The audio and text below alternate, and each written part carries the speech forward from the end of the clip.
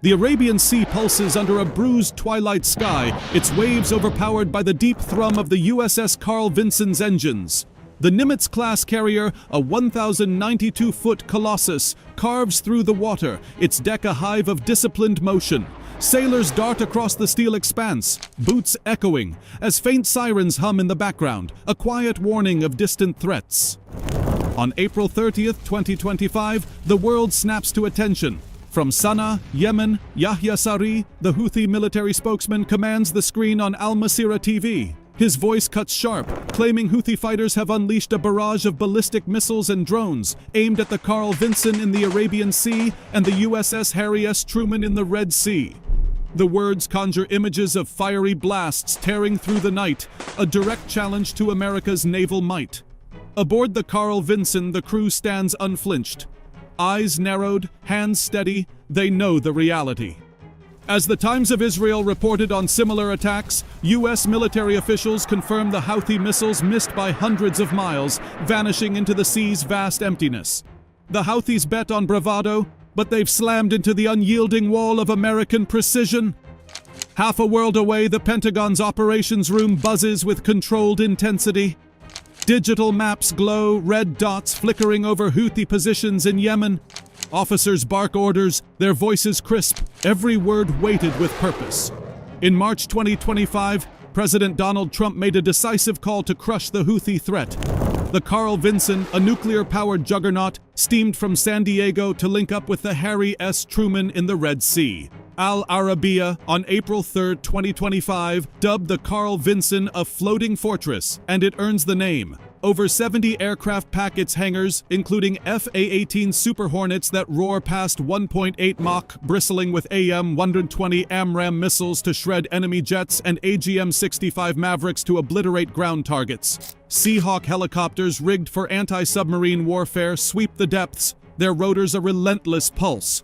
The Aegis combat system, driven by the AN-SPY-1 radar, tracks 200 targets simultaneously, firing SM-6 missiles to erase threats in a heartbeat. Stretching 333 meters, the carrier houses 5,000 sailors and aviators, a mobile war machine projecting American power across continents. The Harry S. Truman mirrors this strength, its deck alive with aircraft and layered defenses, from phalanx guns spitting 4,500 rounds a minute to SM-3 interceptors that swat ballistic missiles from the heavens. Together, these carriers dominate the Red Sea and Arabian Sea, a steel testament to U.S. resolve. The carriers were just the start. F-35C Lightning II jets, fifth-generation stealth fighters, streaked into the region. Cloaked in radar-absorbing stealth, the F-35 slips through the sky like a wraith, invisible to enemy sensors. Its engines snarl as it hauls AGM-158 JASSM missiles, striking targets 230 miles away with 1-meter precision. Electronic warfare systems cripple enemy radars and comms, making the F-35 a phantom that hits and vanishes. At 1.6 Mach, with a 740-mile range, it delivers deep strikes without pausing for fuel. Then came the B-2 Spirit bombers, gliding at 50,000 feet, untouchable.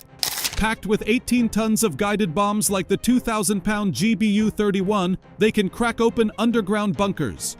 With a 6,800-mile range, the B-2 crosses continents in a single bound, a silent predator raining precision from the stars. Defense News on April 2, 2025, called these aircraft the pinnacle of military tech, engineered to tilt any battlefield in America's favor.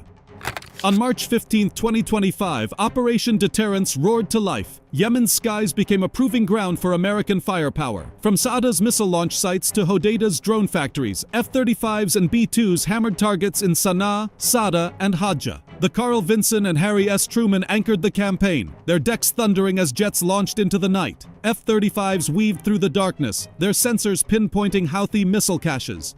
B-2s high above loosed guided bombs that tore through bunkers, flames and smoke spiraling into the dawn.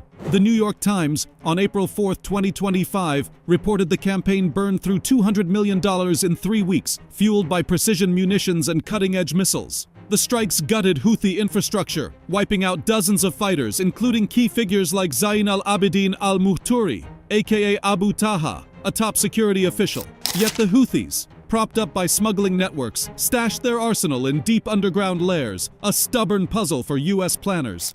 In Sana'a, explosions echoed through the night, the air thick with the sting of smoke. Houthi fighters scrambled across shattered outposts, their shouts swallowed by the chaos. Can their Zilzal missiles or Samad drones match this onslaught? The Carl Vinson and Harry S. Truman, shielded by Aegis, swat missiles from the sky, SM-6 rounds flashing like lightning, F-35s, cloaked in stealth, jam Houthi radars and strike with surgical accuracy. B-2s, untouchable in the stratosphere, drop payloads far beyond the reach of Yemen's crude defenses. CNN, on April 6, 2025, noted the Houthis lean on guerrilla tactics and foreign backing, but they're outgunned by a technological chasm. Houthi bases crumbled to dust, drone fragments littering the earth. Aboard the Carl Vinson, sailors huddle over glowing radar screens, eyes locked on every blip, while pilots in F-35 cockpits grip throttles, the jet's pulse thrumming through their bones. The Houthis paid a steep price. Since March 2025, hundreds of fighters fell, and factories in Hodeidah and arms depots in Damar were reduced to rubble. But the campaign wasn't without cost. Strikes on sites like Ras Isa and Saada killed civilians, as Al Jazeera reported.